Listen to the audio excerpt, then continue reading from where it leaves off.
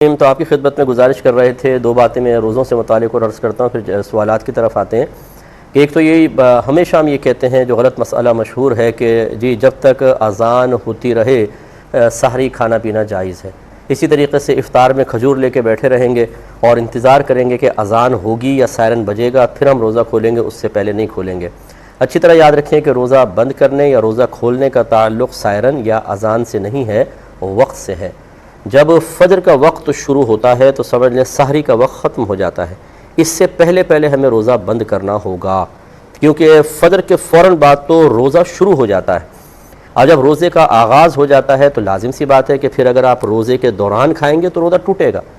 اور یاد رکھیں کہ فجر کی اذان کے لیے شرط ہے، ہر اذان کے لیے شرط ہے کہ وقت شروع ہو جانے کے بعد ہی دی جائے گی۔ اگر وقت شروع ہونے سے پہلے دی تو وہ اذان ویلڈ نہیں ہے، وہ قبول نہیں کی جائے گی۔ لہذا معلوم ہوا کہ اگر فجر کی اذان کے دوران کوئی کھا پی رہا ہے تو فجر کی اذان تو سحری بند ہونے کے بعد ہی دی گئی ہے، تو گویا کہ اذان کے بیچ میں کھانا پینا یہ سحری بند ہونے کے بعد کھانا پینا ہے اور روزے کے دوران کھانا پینا ہے، اور جو روزے کے دوران کھائے گا پیے گا اس کا روزہ ٹوٹ جائے گا۔ لہذا جتنے بھائی بہنوں نے اس طرح لوگوں کی افواہوں اور بے سروپا باتوں پر عمل پیرا ہو کر مبتلا جہالت ہو کر اپنے روزے بریک کیے ہیں، توڑ دیے ہیں، ان کی جہالت عذر نہیں ہے۔ وہ اتنے بھولے بھالے اور پپو نہ بنے کہ جی ہمیں تو پتہ ہی نہیں تھا۔ دنیا کے ہر چیز کے اندر گہرائی کے اندر ہم اتر جاتے ہیں، لیکن جب دینی معاملات آتے ہیں تو ہم بالکل بچے اور معصوم سے بن جاتے ہیں۔ یاد رکھیں یہاں جہالت عذر نہیں ہے، ان کے روزے نہیں ہوئے اور روزہ اس طرح توڑنے کی وجہ سے گناہ کبیرہ کے مرتکب ہوں گے۔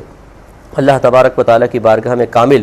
شرمندگی کے ساتھ کامل توبہ کریں، اللہ تعالیٰ معاف فرمانے والا ہے۔ آئندہ اس چیز میں احتیاط کریں، سحری بند ہونے سے 5-7 منٹ پہلے ہی روزہ بند کر کے، یعنی سحری ختم کر کے کلی وغیرہ کر کے فریش ہو کر بیٹھیں۔ روزہ بند ہونے کا تعلق اذان کے ساتھ نہیں ہے۔ یوں ہی شام کو افطار میں جب روزے کا وقت ختم ہو جائے، یعنی روزہ افطار کا وقت آ جائے تو اذان یا سائرن کا انتظار نہیں کریں، آپ کھا لیں۔ بعض لوگ اطمینان قلب کے لیے تھوڑا سا 1-2 منٹ آگے کرتے ہیں، اس میں کوئی حرج نہیں ہے، لیکن یہ سمجھنا کہ اذان اور سائرن سے ہی روزہ کھولنے کا کوئی تعلق ہے، یہ بالکل غلط ہے۔ آخری ایک مسئلہ یہ کہ یہ بھی ہم بارہا کہتے ہیں، لوگ بڑے حیران ہوتے ہیں بعض لوگ اور بغیر دلیل کے اعتراض شروع کر دیں گے۔ بھئی دلیل لے کر آئیں نا آپ۔ مسئلہ یہ ہے کہ افطار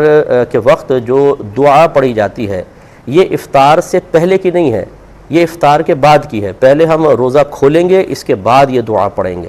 تو یہ چینلز پر بھی میں گزارش کرتا ہوں، اور کوئی ہماری سن رہا ہو فریاد، ویسے تو عموماً سنتے ہی نہیں ہے،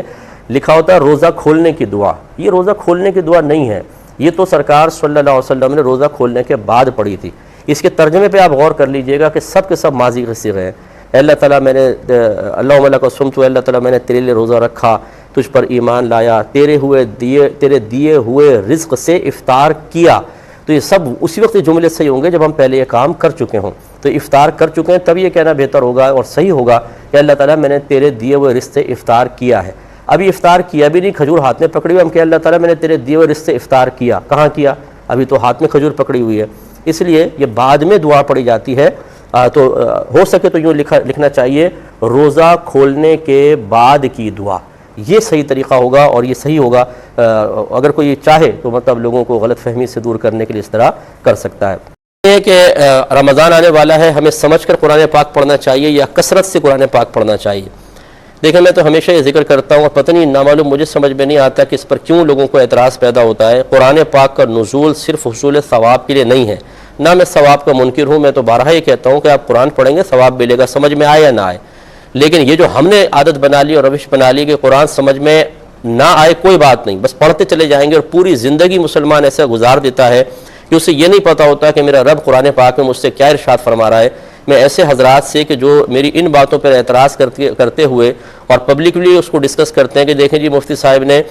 قرآن پاک پڑھنے سے منع کر رہے ہیں، حالانکہ چاہے سمجھ میں آئے نہ آئے ثواب تو ملے گا، تو میں نے کبھی انکار کیا ہے؟ لیکن میں آپ سے دائرہ ادب میں رہ کے پوچھتا ہوں کہ نزول قرآن کا یہ مقصد تھا کہ صرف عربی عبارت پڑھی جائے چاہے سمجھ میں آئے نہ آئے؟ صحابہ کرام جو عربی اللسان تھے ان کے بارے میں اللہ تعالیٰ نے فرمایا کہ یتلو علیہم آیاتہ ویزکیہم ویعلمہم الکتاب والحکمہ، کہ یہ رسول ان کے سامنے قرآن پاک کی تلاوت فرماتے ہیں، ان کا تزکیہ نفس فرماتے ہیں اور انہیں کتاب اور حکمت سکھاتے ہیں۔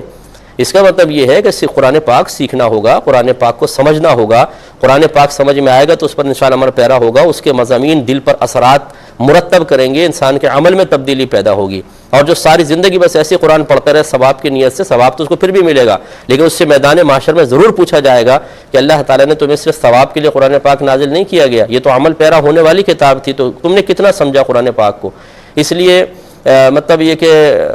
مجھے اس پہ کوئی ناراضگی بھی نہیں ہوتی اگر وہ کہہ رہا ہے ٹھیک ہے اپنی سوچ اور سمجھ کے مطابق کہہ رہا ہے، لیکن انشاءاللہ میدان محشر میں ڈے آف ججمنٹ بتائے گا کہ ہماری سوچ اور فکر قرآن و حدیث کی تعلیم کے موافق صحیح تھی، یا مطلب اس طرح باتیں کہہ کے لوگوں کی حوصلہ افزائی کر کے، عوام کی حوصلہ افزائی کر کے ان بیچاروں کو قرآن سمجھنے سے دور رکھ کر صرف حصول ثواب تک محدود رکھنے میں کوئی فائدہ ہے، یہ تو پھر اپنی اپنی سوچ کی بات ہوتی ہے، وہ آخرت میں انشاءاللہ پتہ چل جائے گا۔ اس لیے جو ہم سے ہماری سوچ کے مطابق چلنا چاہتے ہیں، اور میں بالکل قرآن و حدیث کے موافق ہی بات کرتا ہوں، کوئی اپنی ذاتی رائے میری یہ نہیں ہے، تو قرآن و حدیث کی تعلیم کا نچوڑ ہے، تو ان سے میری گزارش یہ ہے کہ قرآن سمجھ کے پڑھیں،